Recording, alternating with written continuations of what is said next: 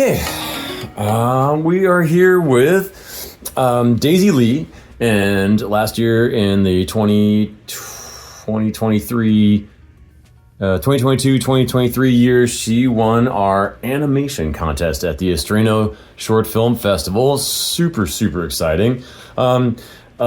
Daisy, let's just start with when you knew that you weren't in one of the honorable mentions, and then you weren't in one of the folks who made the fourth and the third, and what did you think when, oh my gosh, there's only one person left and it's me?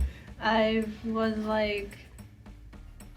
it was just building up anticipation. And then I was just really kind of embarrassed and happy at the same time, because I kept hugging into my grandma and stuff.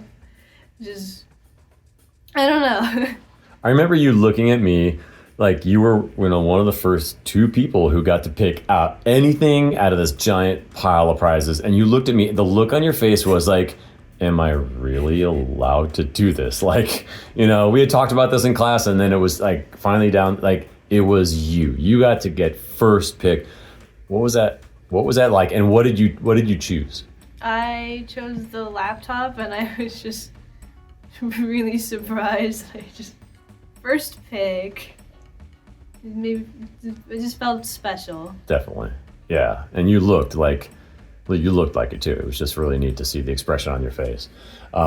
So you got this laptop. Are you using the laptop? I gave it to my stepmom, Sabrina. And she's using it? Yeah. Super. And you have another computer that you're working on at home. Yes. And that is working on another animation in hopes to maybe win another prize this year.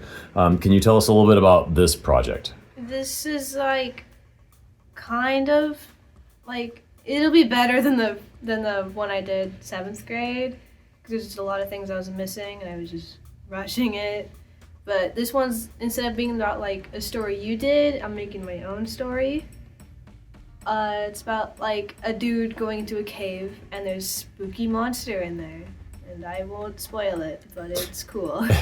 Spoiler alert. And then this one, you're saying how is this one better than? Did you learn a lot last year? What do you want to do that's better this year? I want to make sure I focus on the audio, because I missed a lot of audio because I didn't get to finish it in time on the open lab day.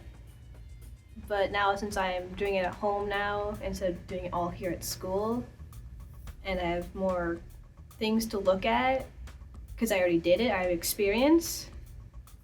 I don't know. You mentioned audio, and how important do you think this is to you're creating a world, right? Like a video game, and you're inviting us into this world. How important do you think that audio is to win this prize, to make a good animation? Audio, especially in animation, because you already have the audio in a film with people. You already have the audio in the background, but with animation you have nothing. You have nothing to build off of besides a piece of paper.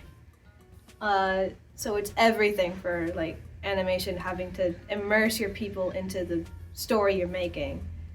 So you don't have any noise, like the ruffles or ruffling of leaves or birds or wind. You'd need that all to find it all and put in there and make it just look pretty in itself, but make it sound pretty. That's one of the big things. We have a subscription to a stock footage company. It's called Storyblocks, and not necessarily doing a plug for them, but it's a really cool way to add audio to it. Was this really important for your project last year? Do you think it's going to be really important this year to be able to use stock video to build that world of your animation? Definitely, because you can't just have a film without any audio, because it's boring. Despite there being a story, it's just boring. And even in silent films, what they're supposed to be silent, there's still music in the background. It makes it fun to listen to watch the story. Someone playing an old piano or something in the background. So we mentioned audio. How about story? Let's talk about what's probably the most important thing in an animation or a short film with people. Um, how what are you doing to make sure that this story is better than last year's? You have to make sure that each part of the story connects into one in a beat. Like you always do this to make sure each beat connects. If it's just like one scene they're on a mountain and the next scene they're in a river, that doesn't make any sense. Like, how did they get to the river? What are they doing? That's one of the main things to look at.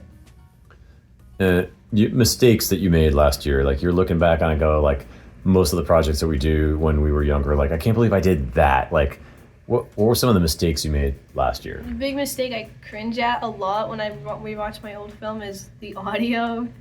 I missed a bunch of audio clips, like at the very end, that I just completely forgot, even though I told myself that they were important. But I had like a bunch of audio clips that I had from storyboards, so I couldn't find them all. They just didn't make it because it was kind of last minute. If you were to do last year's all over again, would you have gotten started earlier?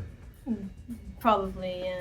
And is that earlier a matter of days? Is that earlier a matter of weeks? Amount of maybe more months. Maybe more months, yeah. And so you've gotten started on your project already, right? Yeah. And so for how many weeks, how many months have you been working on this already? I don't remember, maybe a month, about, maybe more. In order to plan this out, I think I've seen some sort of drawings. Are those storyboards? Can you tell us a little bit about those? I've been drawing little doodles of the character just to get used to it, because I haven't been animating right now because I've been procrastinating a lot. But I had storyboards that I made first thing to plan out the story so I don't miss any beats.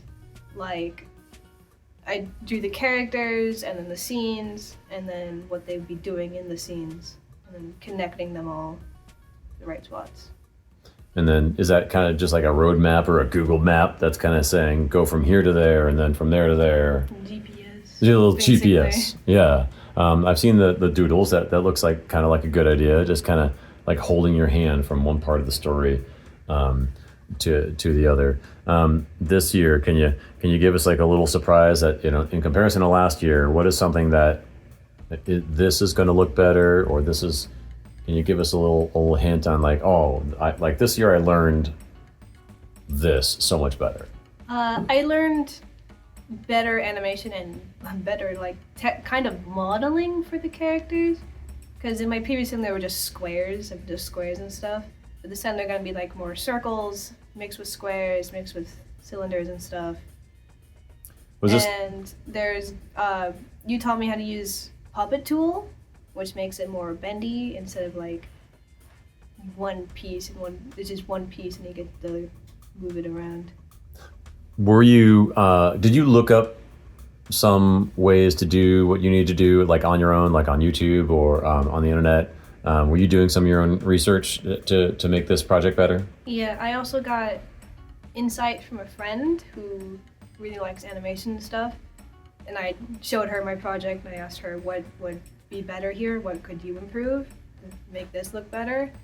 And she helped a lot with some of the story and the characters.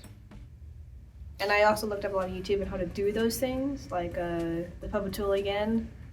And I forget, but I looked up another video on how to do something for editing. I don't remember what it was though.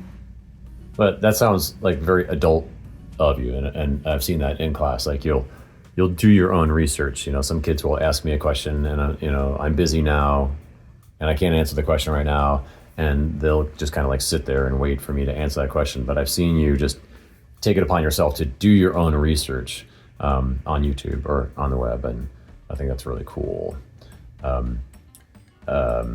So you're an 8th grader, and you're heading into high school, and are you going, knowing that Mr. Grace is probably going to do this film festival again next year, would you as a 9th grader make another animation for next year? Definitely, and I definitely improved from what I did this year. And you said that you do more money than you did this year, which is scary. Just trying to make it, You're gonna go interesting. broke by like 10 years from now. Yeah, it's just trying to make it exciting. And there was a couple of classes that you were thinking about taking because of your interest in different kinds of art at the high school. What are the classes that you signed up for that you would like to take as electives in next year? I signed up for multimedia journalism, the second one, because you told me to. And then I also could have signed up for digital photography, and then there's the new animation class, or new this year animation class. And that was the last one, maybe? Right. That sounds exciting to be able to take what you've learned here and to move on. A lot of students have seen your project both here at Lewis and also at Youth Arts, and they look at that and they kind of have put a target on your back, like, dude, I totally want that spot. And knowing that you're coming back again this year, are you trying to work even harder in order to make sure that you do equally as well this year? Yeah, I want to keep my throne, kind of show 'em who's boss. Kind of cool. So let's say I'm a little sixth grader, and I could be a fourth or a fifth grader actually from elementary school, and I'm thinking about looking at this video, going, I'd love to do this. How do you get started? I always get started by asking you for storyboards, or like talking to you first as to like get started with their ideas. A sixth grader could be a fourth grader, fifth grader, and you want to get started in animation, especially the girls, who are looking at you and go, wow, there's one of us, a girl won last year. What would you tell them how to get started? I tell them to ask you first for ideas if they don't have any, or let them tell you their idea, to see what you can do to add to that, or get them started with storyboards, because storyboards are definitely the first step to first starting the short film. And then after that, you can work on backgrounds if it's animation, or getting your actors into the script or whatever, or just be on the fly and go crazy with it. Anything else that you'd like to add to inspire our future animators in order to be able to win a prize at the Estreno Film Festival? The one thing I'd say is definitely never give up, because it will be very hard to keep up with when you realize how difficult it really is, because it's not just, I'll do this and this. Sometimes you'll just feel completely out of it, and you'll just need to have a moment. But you need to remember that you can't give up, and you just can't let the project just go. And one more is to always stay organized, because you could lose stuff really quickly, especially with animations. Because there's so many audios you have to handle, so many clips you have to handle and stuff. You just stay organized, separate them into different folders to with different scenes, or what's finished and what's not, or what's a work in progress. Super exciting. Well, thank you for taking this moment with us. I'm sure lots of folks are going to get all excited about their animation projects for maybe this year, or next year, and we can't wait to see your new project that is coming up. Thank you.